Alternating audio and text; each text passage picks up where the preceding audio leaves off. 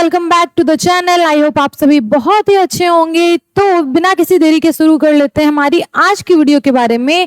क्या होने जा रही है हमारी वीडियो, उसकी हम बात कर लेते हैं। तो ये वीडियो जो है वो होने जा रही है क्लास 10 बिहार बोर्ड के स्टूडेंट्स के इंग्लिश रीडर बुक के चैप्टर 4 की। ठीक है, तो इस वीडियो में हम बात करने वाले हैं चैप्टर 4 क्वालिटी। इसका क्वेश्चन आंसर हम देखेंगे। तो क्लास 10 बिहार बोर्ड के स्टूडेंट्स जो भी 2026 बिहार बोर्ड एग्जामिनेशन में अपियर करने जा रहे हैं उनके लिए ये वीडियो बहुत ही इंपॉर्टेंट होने वाली, क्योंकि चैप्टर 4 की हमने ऑलरेडी एक्सप्लेनेशन वीडियो हमारे चैनल पे पोस्ट कर दी है।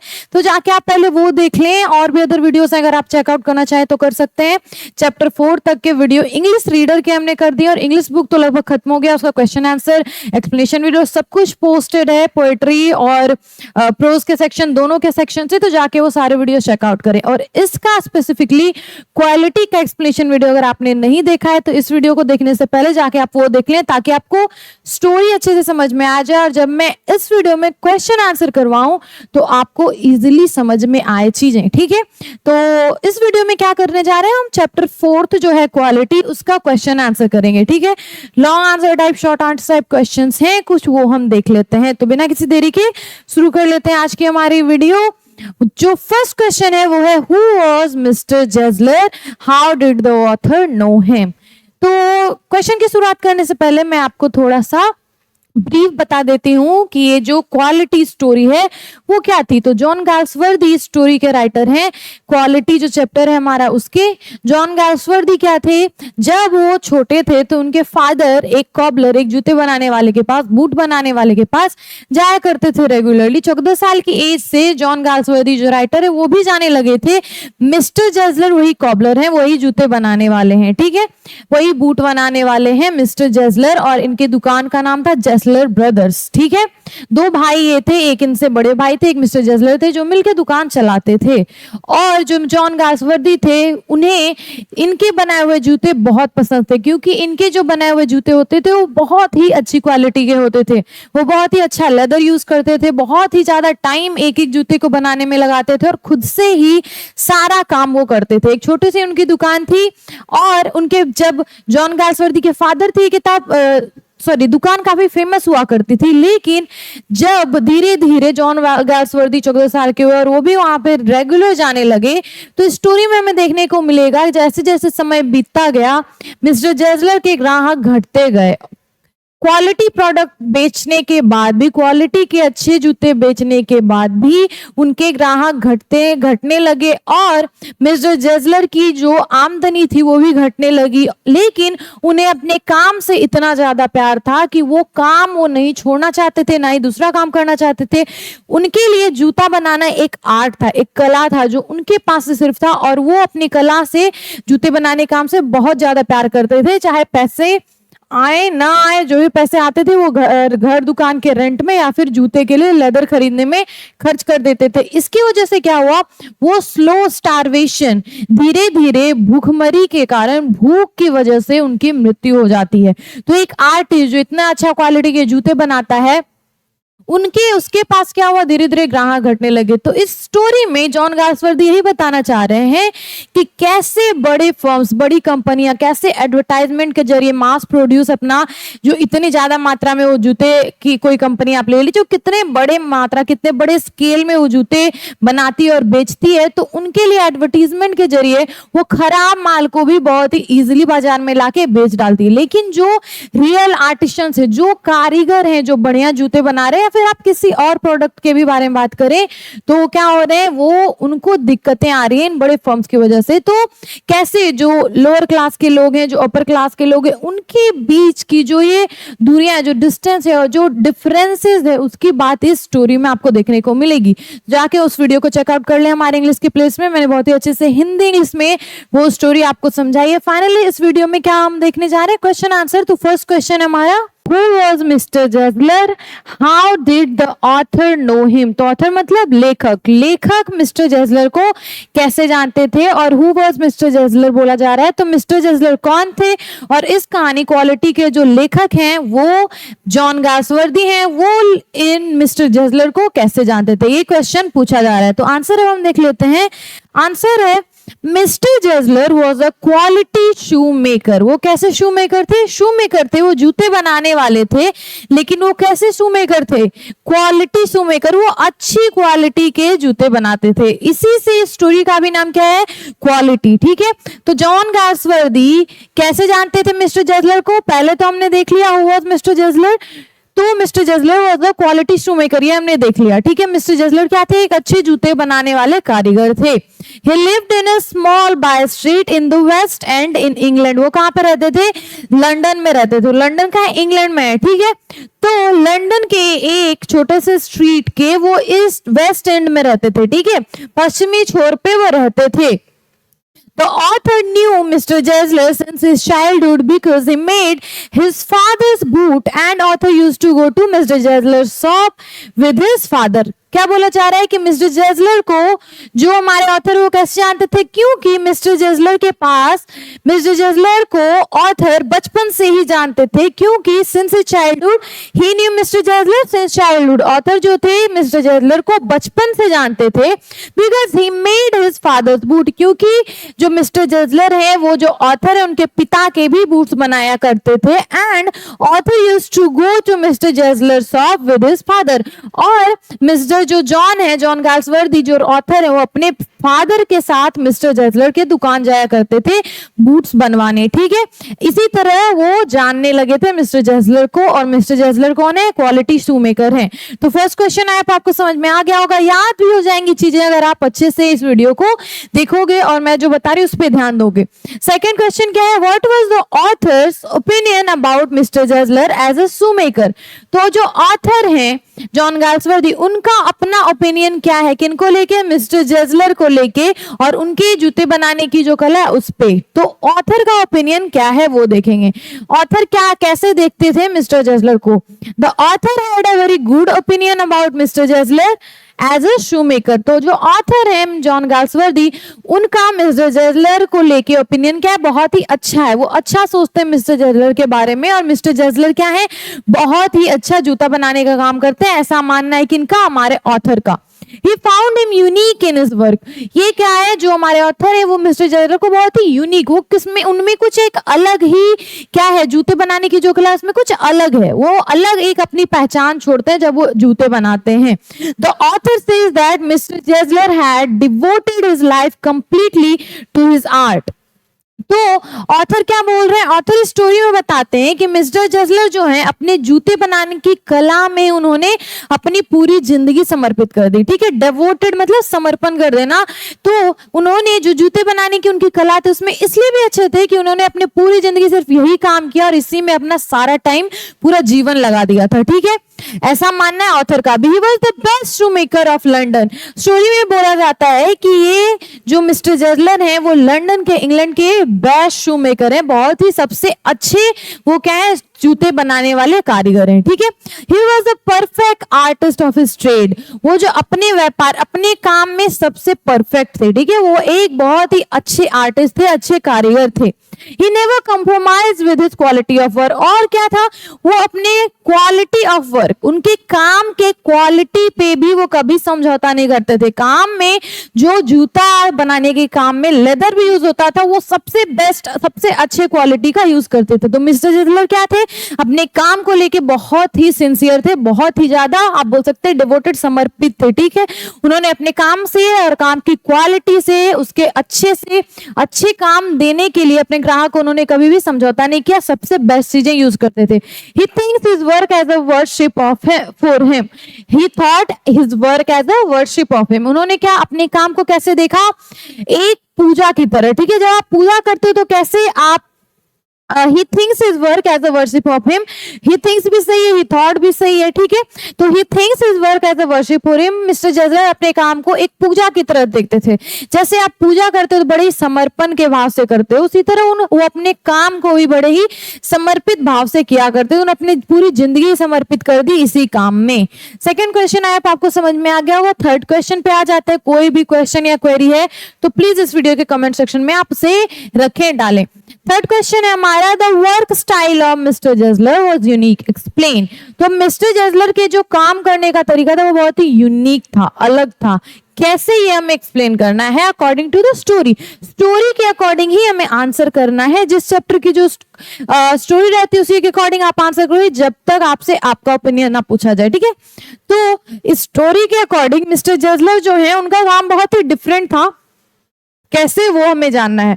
तो mister Gessler's work style was unique. Mister Gessler का जो काम करने का तरीका है उनका, वो क्या है, बहुत ही यूनिक है। He never compromised with his work. वो अपने काम के साथ, अपने काम करने के तरीके के साथ कभी भी समझौता नहीं करते हैं। He considered his work as an art. He considered his work an art. वो अपने काम को क्या समझते थे, एक कला का रूप समझते थे, ठीक है, एक कला की तरह वो अपने काम को मानते थे। He worked on shoes like an artist. अपने जूते पे एक कारीगर, एक सिंपल कारीगर की तरह, साधारण वर्कर की तरह काम नहीं करते थे। वो अपने काम को कला मानते थे और अपने जूते पे जो वो काम करते थे अपने आप को कलाकार मानकर करते थे, ठीक है। He never compromised with the quality of leather or the time taken in completing the boots. और वो कभी भी समझौता नहीं करते थे किस बात को लेके, जब वो जूते बनाते थे तो वो कैसा लेदर यूज कर रहे हैं और जो टाइम लग रहा है किसी का भी जूता तैयार करने में। जब भी आप कुछ अच्छा तैयार करते हो तो उसमें समय लगता है, तो उस समय के साथ भी समझौता नहीं करते थे कि जल्दी जल्दी जूते बना के दे दो, उन्हें जूते ही तो देने, ऐसा वो नहीं करते थे। और जब तक उन्हें नहीं लगता था कि ये जूते बेस्ट रेडी हुए हैं, वो अपने ग्राहक को जूते नहीं देते थे, ठीक है। और ही used best leather for his boots. और अपने बनाए जूतों के लिए वो सबसे बढ़िया लेदर यूज करते थे। He made only what was ordered. और क्या है, जो सबसे बेस्ट चमड़ा यूज किया, सब जो टाइम लग रहा है वो उन्होंने लगाया, इस समय वो समझौता नहीं करते थे। साथ ही साथ क्या होता था, वो जो ऑर्डर्स उनके पास आते थे, जो लोग उनके पास आते थे कि मुझे 4 जूते बनवाने, 2 जूते बनवाने, उतने ही जूते वो बनाते थे। बड़े फर्म्स, बड़े ट्रेड कंपनियां जो होती हैं वो क्या करती हैं, मास प्रोड्यूस करती हैं। वो बहुत सारे जूते उन्होंने बना दिए और मार्केट में भेज दिए, ठीक है। लेकिन ये जो छोटे कारीगर होते हैं, छोटे वर्कर्स होते हैं, वो ऐसा नहीं करते। उनके पास जितने ऑर्डर्स आते हैं वो इतने ही बना के लोगों को देते हैं। And he never failed to fit. He made only what was ordered. वो उतना ही जूते बनाए थे जितना ऑर्डर होता था उनके पास। And he never have failed to fit. और उनके बनाए जूते कभी भी ऐसा नहीं होता था कि वो फिट ना आए, ठीक है। हमेशा जिनके लिए वो जूते बनाते थे उसे बहुत ही अच्छे से फिट आते थे। Boots made by him lasted terribly. Terribly यहाँ वर्ड यूज किया जा रहा है क्योंकि जो उनके बनाए जूते होते थे बहुत लंबा चलते थे, बहुत लोग बोर भी हो जाए, जूते टूटने का नाम ही नहीं लेते थे, इसलिए लिखा गया है the boot he made lasted terribly. तो बहुत ही लंबा चलते थे इनके बनाए हुए जूते, बहुत ही, क्योंकि अच्छे क्वालिटी के जूते थे। Thus we see that the work style of mister Gessler was unique. इसीलिए उनके काम करने के तरीके को थोड़ा यूनिक माना जाता है। आजकल के लोग कैसे काम करते हैं, अरे काम निपटाओ जल्दी जल्दी, लेकिन उनका जो काम था वो अपने काम को देखते थे एक आर्ट की तरह, एक वर्शिप, एक पूजा करने की तरह। तो उनका काम भी में भी, उनके काम के जो रिजल्ट में भी वो क्वालिटी रिफ्लेक्ट होता था, ठीक है। उनके जूते बहुत ही अच्छे होते थे। ये आंसर हमारे थर्ड क्वेश्चन का। आई होप आपको समझ में आ रहा है, मैं बार बोल रही हूँ। कोई भी क्वेरी है, कुछ आपको समझ नहीं आ रहा है या फिर कोई सजेशन भी है तो आप प्लीज इस वीडियो के कमेंट सेक्शन में वो डाल सकते हैं। फोर्थ क्वेश्चन हम देख लेते हैं। तो फोर्थ क्वेश्चन है हमारा, mister Gessler was not successful in his trade, why. Mister Gessler अपने व्यापार में सक्सेसफुल नहीं थे, क्यों। वो बहुत अच्छे कारीगर थे, वो बहुत ही अच्छे जूते बनाते थे, बहुत अच्छी क्वालिटी होती थी उनके जूतों की, लेकिन वो अपने व्यापार में सफल नहीं थे, क्यों, ये हमें बताना है। तो क्यों वो सफल नहीं थे वो हम देख लेते हैं। आंसर है हमारा, mister Gessler was respected as the best shoe maker of London. Mister Gessler को बहुत ही सम्मान की नजरों से देखा जाता था। उन्हें लंदन जो शहर है वहां का बेस्ट शू मेकर, सबसे बढ़िया जूता कारीगर माना जाता था। He was a true shoemaker but not a true businessman. वो बहुत अच्छे जूते बनाने वाले तो थे लेकिन वो बहुत अच्छे व्यापारी नहीं थे। He was not a businessman. He was an artist. He was a shoemaker. Okay? जो बेस्ट shoemaker, जो जूता कारीगरी का उनका काम था उसे वो कला मान के करते थे, उसमें तो वो बेस्ट थे, लेकिन उन्हें अपने कला को बेचना नहीं आता था। He was not a true businessman. He was not a practical man. और वो बहुत ही प्रैक्टिकल, लॉजिकल नहीं थे, ठीक है। वो क्या थे, वो अपने काम से बहुत ही इमोशनली जुड़े हुए थे। वो ऐसे पैसे की बातें या फिर व्यापार की बातें, एडवर्टीजमेंट की बातें उन्हें समझ नहीं आती थी। He was not a practical man. He never believed in making profits or doing something to enhance his business. वो कभी भी अपने जूते बनाने के कारोबार में फायदे की बात नहीं देखते थे, ठीक है, फायदा हो वो इसके बारे में नहीं सोच के काम करते थे, वो अपने बस ग्राहक को बेस्ट क्वालिटी के जूते देने पे फोकस करते थे। और उन्होंने कुछ और भी नहीं किया, उन्होंने बस बेस्ट क्वालिटी जूते दिए, जो कि वो हैं जूते कारीगर हैं तो वो जूते बेस्ट क्वालिटी के आपको दे रहे हैं। लेकिन अदर जो होता है ना कि एडवर्टीजमेंट या फिर उनके अपने कारोबार को बढ़ाने के लिए अलग टैक्टिक्स, अलग तरीकों का यूज करना, वो उन्होंने कभी नहीं किया, क्योंकि वो क्या थे, एक बिजनेसमैन नहीं थे, वो क्या थे, एक आर्टिसन थे, कारीगर थे, एक अपने बहुत ही अच्छे आप बोल सकते हैं कलाकार थे वो, लेकिन वो एक बिजनेसमैन नहीं थे। इसी वजह से उन्होंने बिजनेस को अपने बढ़ाने की कोशिश नहीं की, क्योंकि वो अपने काम को बिजनेस मानते ही नहीं थे, ठीक है। He even did not think of leaving the job and shifting into another. उन्होंने कभी ये भी नहीं सोचा कि अपने इस काम को छोड़ के कुछ और करें, या फिर क्या बोल सकते हैं शिफ्टिंग इनटू अनदर, दूसरा भी काम करे, अपने इस काम को छोड़ दे, ये भी उन्होंने नहीं किया। He kept on carrying his job without having any profit. और बिना किसी लाभ, बिना किसी फायदे के भी उन्होंने इस काम को जारी रखा, वो जब तक मर नहीं गए उन्होंने इस काम को जारी रखा। But did not think of leaving the job. फिर भी उनके मरने की स्थिति हो गई, भूखमरी की स्थिति हो गई, फिर भी उन्होंने अपने काम को नहीं छोड़ा, इस काम को नहीं छोड़ा और दूसरे काम पे शिफ्ट नहीं किया।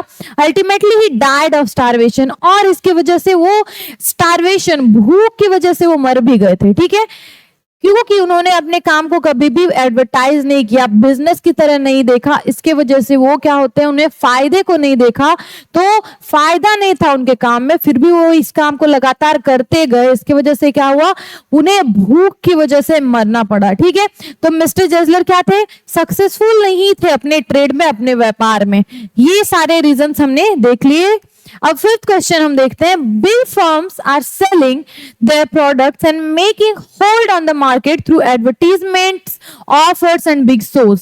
लो skilled and skilled artist are being out of trade. How, give your opinion with reference to the lesson quality. यहाँ पे क्या बोला जा रहा है, ये जो बड़ी कंपनियां, बड़े फर्म्स हैं, वो क्या कर रहे हैं, सेलिंग देयर प्रोडक्ट्स, अपने प्रोडक्ट्स को बेच रहे हैं, making hold on the market, और मार्केट पे उनकी बहुत ही बड़ी पकड़ है, बहुत ही अच्छी पकड़ है। थ्रू एडवर्टीजमेंट, वो क्या करते हैं, अपने काम का प्रचार करते हैं, विज्ञापन करते हैं। ऑफर्स, वो क्या है, बड़ी कंपनियां, उनके पास ज्यादा पैसे हैं, फंड्स हैं, तो वो क्या करते हैं, ऑफर्स भी प्रोवाइड करते हैं कि आप एक जूते लो एक पे एक फ्री, या फिर 50% ऑफ, 60% ऑफ, ऐसे ऑफर्स देते हैं जिससे वो लोगों को आकर्षित कर सके अपने प्रोडक्ट्स की ओर। या फिर बिग शोज भी करते हैं, तो आप बड़े बड़े मॉल्स में अगर देखोगे तो वहां पे कभी कभी कुछ शोज होते रहते हैं ज्यादातर जगहों पे, ताकि वहां पे क्या कर सके, वो अट्रैक्ट कर सके ग्राहकों को, ठीक है।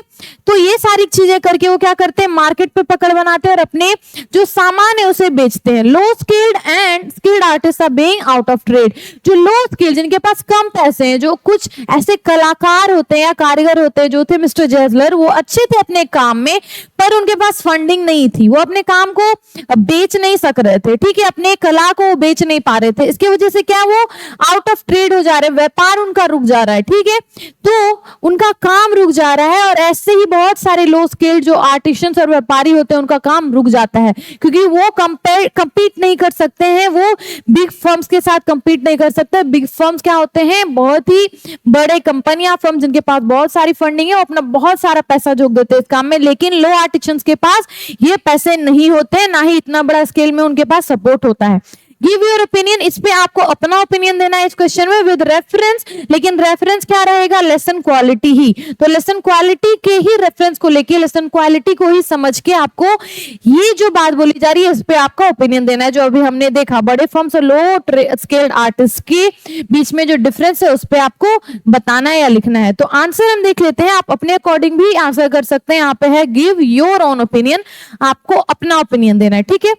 अब यहाँ पे ओपिनियन एक देख लेते हैं, इन द लेसन क्वालिटी। तो इस लेसन में, इस चैप्टर में, क्वालिटी में, इस लेसन में क्या होता है, mister Gessler rightly said that big firms don't have self respect. Mister Gessler इस लेसन में क्या बोलते हैं, इस पाठ में बोलते हैं कि जो बिग फर्म्स है, बड़ी कंपनियां, उनका आत्मसम्मान नहीं होता, उनके पास कोई आत्मसम्मान नहीं है।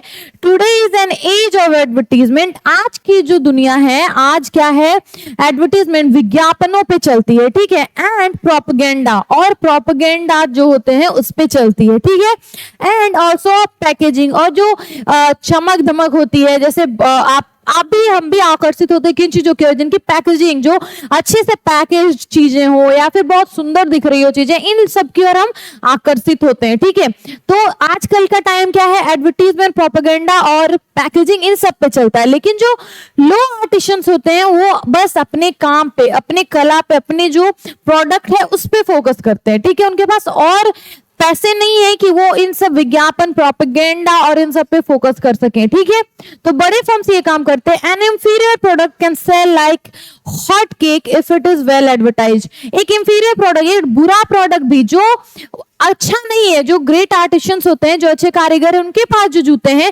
उससे बुरी क्वालिटी के जूते आपको मार्केट में बिकते दिख जाएंगे। क्यों? क्योंकि उनका जो एडवर्टीजमेंट हुआ है, विज्ञापन हुआ है, बहुत अच्छी तरह से हुआ है। लोगों को लग रहा है कि वो जूते अच्छे हैं, पर वो रियली में एक इंफीरियर प्रोडक्ट है, अच्छे प्रोडक्ट नहीं है। जैसे एक मार्केट में आप गरम गरम केक देख रहे हो, अच्छे केक्स देख रहे हो, वो फटाफट बिक जाते हैं, वैसे उनका प्रोडक्ट भी बिक जाता है, ये बोला गया। And has proper packaging, advertisement की वजह से और बहुत ही अच्छा पैकेजिंग है, आपको सुंदर दिखाया जा रहा है उसके पैकेजिंग को लेके, तो आपको लग रहा है पैकेट सुंदर है तो प्रोडक्ट भी अच्छा होगा अंदर। इसके वजह से जो प्रोडक्ट्स होते हैं वो फटाफट बिक जाते हैं। This is adversely affecting the true artisans और ट्रू आर्टिस्ट और ट्रेडमैन। तो ये सारी चीजें क्या कर रही है, बुरी तरह से प्रभाव डाल रही किसके व्यापार पे, जो छोटे आर्टिस्ट होते हैं, छोटे कलाकार है, छोटे कारीगर हैं और छोटे व्यापारी हैं, उनके काम को ये बाधित कर रही है। The low skilled and skilled artist can not compete with big firms. तो जो लो स्किल्ड और स्किल्ड आर्टिस्ट हैं, ठीक है, जिनके पास पैसे कम है, जिनका व्यापार बहुत ही छोटा है, छोटे पैमाने पे चल रहा है, वो कम्पीट नहीं कर सकते हैं बड़े फर्म से। ठीक है, वो उनका क्या है, दोनों की जो आप बोल सकते हैं पैमाना है वो डिफरेंट है। उनके पास बड़े फर्म्स के पास बड़े फंडिंग से, छोटे फंड जो छोटे व्यापारी उनके पास उतना फंडिंग नहीं है, तो वो कैसे ही कम्पीट करेंगे बड़े फर्म्स, बड़े कंपनियों के साथ। ठीक है, कम्पीट होगा। It comes to a result that small shop get less work and they are forced to close their shops. यहाँ पे shops है, तो इट कम्स टू रिजल्ट, क्या होता है इन सब चीजों का रिजल्ट, जो कि बड़ी कंपनियां इतने एडवर्टीजमेंट, प्रोपेगेंडा, पैकेजिंग में इतने पैसे खर्च करती है और उनके प्रोडक्ट मार्केट में इतने भरे होते हैं कि आप चाह के भी ना चाह के भी वो प्रोडक्ट्स ही आपको दिखेंगे और आपको वो लेने ही पड़ेंगे, ऐसी भी चीजें होती हैं। और इसकी वजह से क्या है, छोटे जो वर्कर्स होते हैं उनको क्या हो रही है, दिक्कतें हो रही है, उनका व्यापार ठप हो जा रहा है, तो वो क्या है, उन्हें काम कम मिल रहा है। इसका रिजल्ट क्या हो रहा है कि उनके पास लोग आ नहीं रहे। लोग अगर खरीद लेंगे बड़े बड़े मॉल्स और बड़े बड़े ब्रांड की चीजें, तो छोटे आर्टिस्ट्स या कलाकार है उनके पास कौन ही जाएगा। They are forced to close their shops, और वो क्या, उनके जो दुकानें वो बंद हो रही है धीरे धीरे। जैसे कि क्या हुई, एज मिस्टर जेजलर, जैसे कि मिस्टर जेजलर के जूते की दुकान बंद हो जाती है। तो मिस्टर जेजलर जो है उनके जूते की दुकान भी इसी वजह से बंद हुई, क्योंकि एक तो उनका जूता अच्छा क्वालिटी का होता है और वो समय लेते हैं जूते बनाने में, और क्या है, बड़े फर्म जो होते हैं फटाफट आपको वहां हर जगह जूते वो हैं, वहां जाएंगे तो आपको रुकना पड़ेगा कुछ दिन, तब मिस्टर जेजलर आपके हिसाब से आपको जूते बना के देंगे। लेकिन आजकल के लोगों को जल्दी जल्दी सारी चीजें फटाफट चाहिए, तो फटाफट जो चीजें चाहिए तो वो आपको बड़ी फर्म्स, बड़ी कंपनियां ही दे सकते हैं। अच्छे प्रोडक्ट्स अगर आप चाहेंगे, क्वालिटी प्रोडक्ट, तो उसके लिए आपको वेट करना पड़ता है। ठीक है, इसी वजह से क्या हो रहा है, मिस्टर जेजलर जैसे जो दुकानदार हैं उनका काम ठप हो जा रहा है, जैसे मिस्टर जेजलर जैसे जो आर्टिशियंस हैं, आर्टिस्ट हैं और छोटे व्यापारी हैं। तो फिफ्थ क्वेश्चन हमने समझ लिया, सिक्स्थ क्वेश्चन भी अब हम देख लेते हैं। Suppose you are one of the customers of mister Gessler shop. मानिए, ऐसा आप मानिए जैसे आप मैथ्स में मानते हो, माना कि यहाँ पे भी मानना है कि आप मिस्टर जेजलर की जो दुकान है उसके एक ग्राहक है, मिस्टर जेजलर के एक ग्राहक है। You know how mister Gessler struggles for the existence of his trade. आपको दिख रहा है, आपको पता है, क्योंकि आप रेगुलर ग्राहक हैं, तो आपको दिख रहा है कि मिस्टर जेजलर का व्यापार कितना ज्यादा प्रभावित हो रहा है और कैसे इसमें वो संघर्ष कर रहे हैं। ठीक है, what will you suggest to protect the trade from the onslaught of big firms. तो आप जो बिग फर्म्स की जो ये प्रभाव है, बिग फर्म्स, बड़ी कंपनियों का जो प्रभाव है छोटे व्यापारियों पे, छोटे आर्टिशंस पे, उस पे आप क्या सजेशन दोगे, उससे कैसे बचा जाए, इसके लिए क्या आप सजेशन दोगे और क्या आप सजेस्ट करोगे मिस्टर जेजलर को। ठीक है, ये इसमें पूछा जा रहा है कि वो कैसे अपने व्यापार को बचाएं बड़े फर्म्स के चंगुल से। ठीक है, तो आंसर आप अपने अकॉर्डिंग लिख सकते हो, आपके पास कुछ सजेशन है तो आप दे सकते हो। हम यहाँ पे कुछ सजेशंस देखते हैं आंसर के थ्रू। I am a regular customer of mister Gessler, आप मान रहे हो, सपोज यहाँ पे बोला गया था तो आप मानिए if I am a regular customer of mister Gessler, मानिए कि मैं एक मिस्टर जजलर की एक रेगुलर ग्राहक हूं जो हमेशा वहां पे जाते जूते लेने।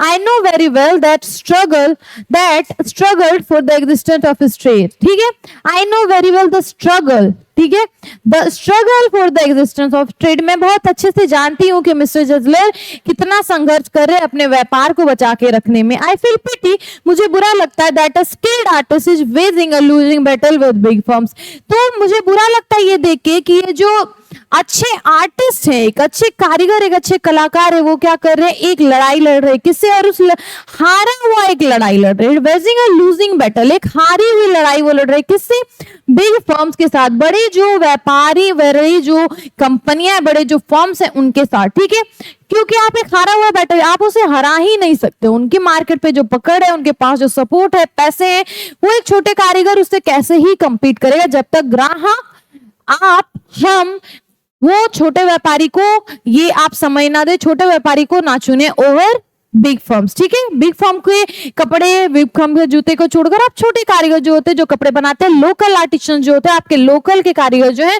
उनके कपड़े अपना खरीदने लगे, तब तक क्या होगा, ये हारा हुआ ही बैटल होगा, जैसे कि मिस्टर जजलर एक लड़ रहे हैं हारा हुआ बैटल।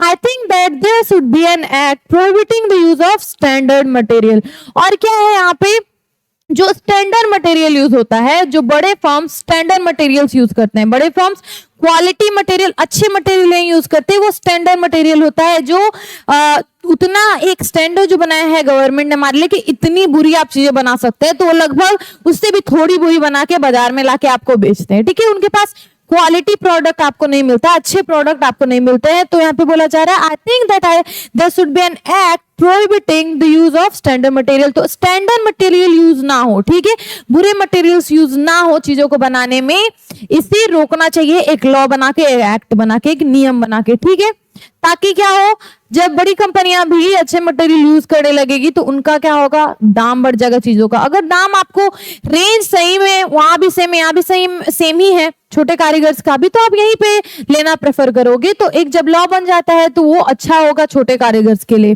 ठीक है, छोटे जो कारीगर है, आर्टिसंस है, उनके लिए। The government should provide subsidy on the raw material to the small scale but जो स्केल आर्टिस्ट होते हैं, स्किल्ड आर्टिस्ट जो हैं, जो अच्छे कारीगर हैं, उन्हें सरकार को सब्सिडी प्रोवाइड करना चाहिए कि जो आपका काम है उस पे मैं आपको सब्सिडी इतनी दूंगा, आप अपने काम को बना के रखे, चलाते रहिए, ठीक है। तो ऐसा भी होना चाहिए, जैसे आप देखोगे बिहार में जो मधुबनी पेंटिंग है, या फिर छोटे कारीगर होते हैं, या फिर जो लोकल आर्टिस्ट हैं, उन्हें सरकार बढ़ावा देने के लिए क्या करती है, अगर आप पटना में देखो तो वहां पे बहुत सारे कार्यक्रम प्रोग्राम होते रहते हैं जहां पे छोटे कारीगर को अपना काम दिखाने का, क्योंकि वो विज्ञापन के लिए पैसे उनके पास नहीं है, तो ऐसे प्रोग्राम्स किए जाते हैं जहां पे आप अपने काम को, एक छोटी दुकान बनाइए, छोटा सा स्टॉल लगाइए, अपने काम को रखिए, और लोग वहां पे आएंगे, आपके काम को देखेंगे, अगर उन्हें अच्छी लगी चीजें तो वो लेंगे, तो अगर अच्छी लगी चीजें तो आप बाद में भी उन कारीगर को ढूंढोगे, उनका नंबर लोगे, आप फिर उनसे सामान लोगे, तो इससे क्या होगा, मुफ्त के विज्ञापन हो रहा है आपका, ठीक है, सरकार आपको हेल्प कर रही है। तो ऐसे ही अगर वो सब्सिडी प्रोवाइड करवाएगी ऐसे लोगों को जो कारीगर हैं अच्छे लोकल, उन्हें क्या होगा, एक सपोर्ट मिलेगा और अपने काम को जारी रख पाएंगे। जैसे अगर मिस्टर जसलर जो है उन्हें सपोर्ट मिलता सरकार से उनके काम के लिए, तो क्या होता, वो भूखे नहीं मरते, ठीक है, वो क्या होता, अपने काम को जारी रखते, वो मरते भी तो अभी उतने बूढ़े नहीं थे, वो 60s में अपने थे, तो अभी अपने काम को जारी रख सकते थे, या फिर उन्हें काम दूसरे को सिखा देते अगर वो अपना काम। तो ऐसे जो बूट मेकर्स हैं और शू मेकर्स हैं, और वो इस अच्छे काम को सीखते हैं, उनका एक जो आर्ट था वो मरता नहीं उनके साथ, ठीक है। This should also make some arrangements for advertising what these small scale artists produce with passion. तो दे जो गवर्नमेंट है उन्हें क्या करना चाहिए, थोड़े पैसे लगा के इन छोटे आर्टिस्ट के काम को भी एडवर्टाइज करना चाहिए, लोगों के सामने विज्ञापन देना चाहिए। लोग, बहुत सारे सरकारी चैनल है, वहां पे आप देखोगे बहुत सारे मधुबनी आर्टिस्ट, ये सब जो होते हैं मधुबनी पेंटिंग के जो आर्टिस्ट, उनके काम को दिखाया जाता है। ऐसे ही जब आप काम की जो छोटे आर्टिस्ट है उनके काम को लोगों के सामने रखोगे तो लोग लेंगे। बहुत सारे लोग, हम लोग जानते भी नहीं है कि कितने तरह के आर्ट और कितने तरह के आर्टिशंस, कलाकार, कारीगर यहाँ पे बिहार में भी मौजूद है। तो ऐसे ही मिस्टर जजलर के लोग काम को अगर थोड़ा विज्ञापन दिया जाता, सरकार उन्हें सपोर्ट करती, तो मिस्टर जजलर के जूते बनाने का काम भी क्या होता, लोगों की नजर में आता और लोग ग्राहक वहां पे जाते। जैसे कि जॉन गार्सवर्दी जाते थे, उन्होंने जाना बंद नहीं किया, वो हमेशा वहां जाते और जूते खरीदते थे, ठीक है, क्योंकि उन्हें पता था कि जो मिस्टर जजलर है बहुत ही अच्छे जूते बनाते हैं, पैशन के साथ वो काम करते हैं, ठीक है। आर्टिस्ट जो लोग होते हैं वो अपने काम को पैशन के साथ करते हैं, उनके अपने काम से उनका प्यार जो है, लगाव जो है,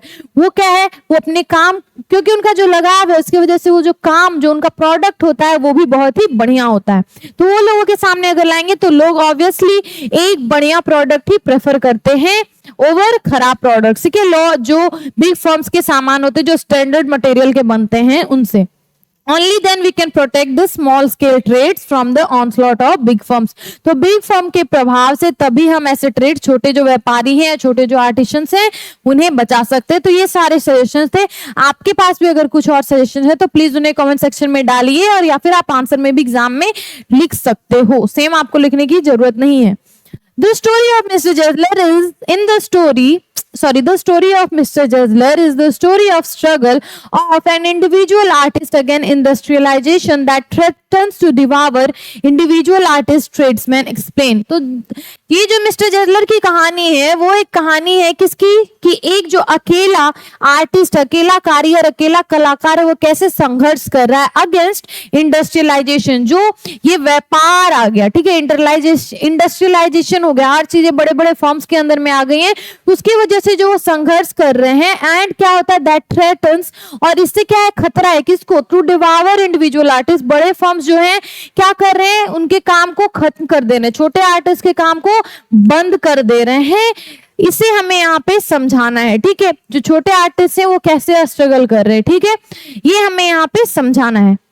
8th क्वेश्चन है, Yes, it is right to say this because big companies launch their product in low prices. तो जो मिस्टर जजलर की कहानी है वो कैसे संघर्ष को दिखा रही है, क्या आप उससे सहमत हैं, ये चीज हमें आप एक्सप्लेन करनी है। तो हम बोल रहे हैं yes it is right to say, हाँ वो जो लाइन्स हमने पढ़ी वो सही बोली जा रही है। जो बड़े कंपनियां होते हैं वो क्या करते हैं, लो प्राइसेस, क्योंकि वो मास प्रोडक्ट बनाते हैं, स्टैंडर्ड मटेरियल का यूज करते हैं, ठीक है, मास प्रोड्यूस उनका होता है, तो उनकी जो प्राइसेस होती है वो कम होती है, ठीक है, उनके सामान क्या होते हैं, सस्ते होते हैं।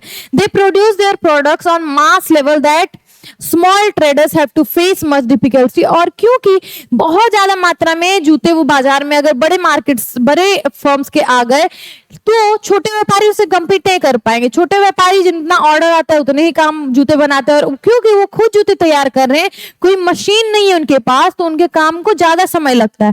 वही बड़ी कंपनियां मशीन से इतने मास प्रोड्यूस करती है, इतने मात्रा में आपको कोई सामान बना के दे देगी बहुत ही कम टाइम में, तो इससे कम्पीट करना छोटे व्यापारियों को मुश्किल आती है। दे एडवर्टाइज मच ऑल्सो, और वो क्या करते हैं, अपने काम का विज्ञापन भी बहुत सारे बड़े बड़े कलाकार, बड़े बड़े हीरो हीरोइंस, इन सबको लेके करते हैं, बड़े बड़े फेमस लोगों को लेकर करते हैं, तो लोगों की रीच हो जाती है, लोगों तक पहुंचता है उनका विज्ञापन। इसकी वजह से लोग, आप बोल सकते हैं विज्ञापन की वजह से लोग वो बड़े फर्म्स की चीजों को लेना प्रेफर करने लगते हैं।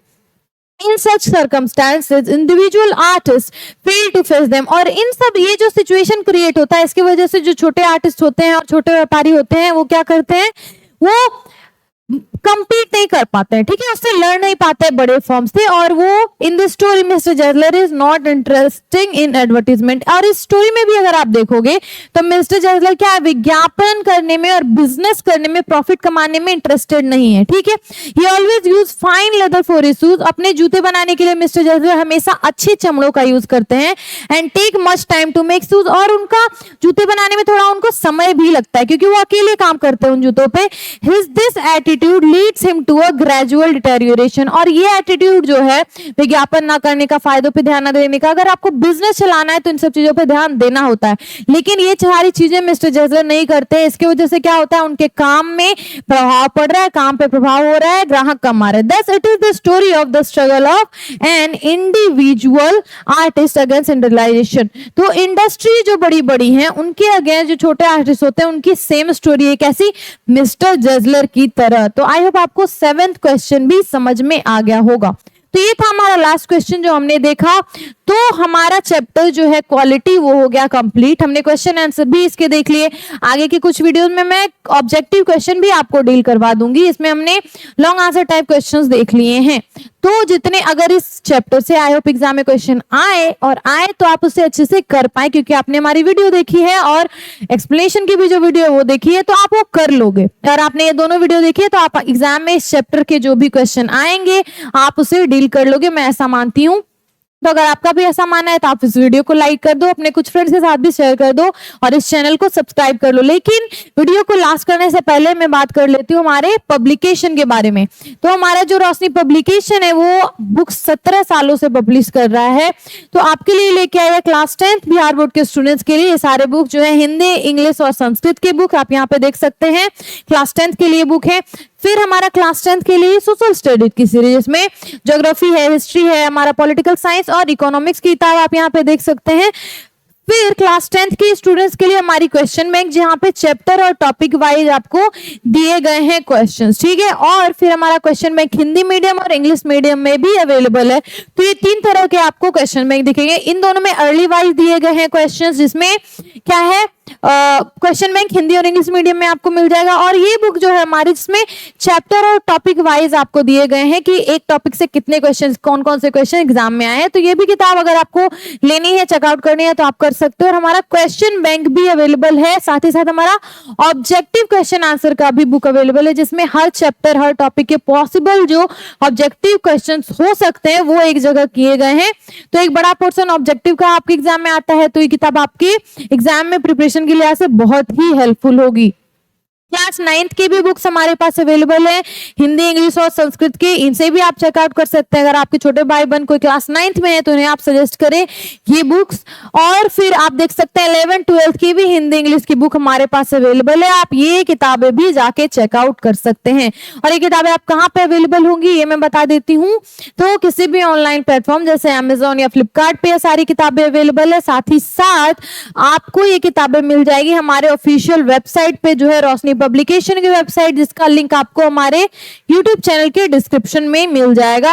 या फिर आप अपने नजदीकी बुक स्टोर्स को भी विजिट कीजिए। नजदीकी आपके बुक स्टोर्स पे जाके बोलिए कैप्टन सीरीज की या फिर रोशनी पब्लिकेशन की किताब चाहिए, तो वहां पे ये सारी किताबें आपको अवेलेबल मिलेंगी।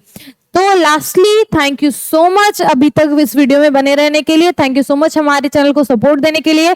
अभी तक अगर आपने फर्स्ट टाइम ये विजिट किया चैनल, फर्स्ट टाइम ये वीडियो देख रहे हैं, तो हमारे चैनल को सब्सक्राइब कर लें, अपने फ्रेंड्स के साथ शेयर कर दें, इस वीडियो को लाइक कर दें। और कोई भी सजेशन है, डाउट है, क्वेरी है, प्लीज कॉमेंट सेक्शन में उसे डालें। Thank you so much for watching.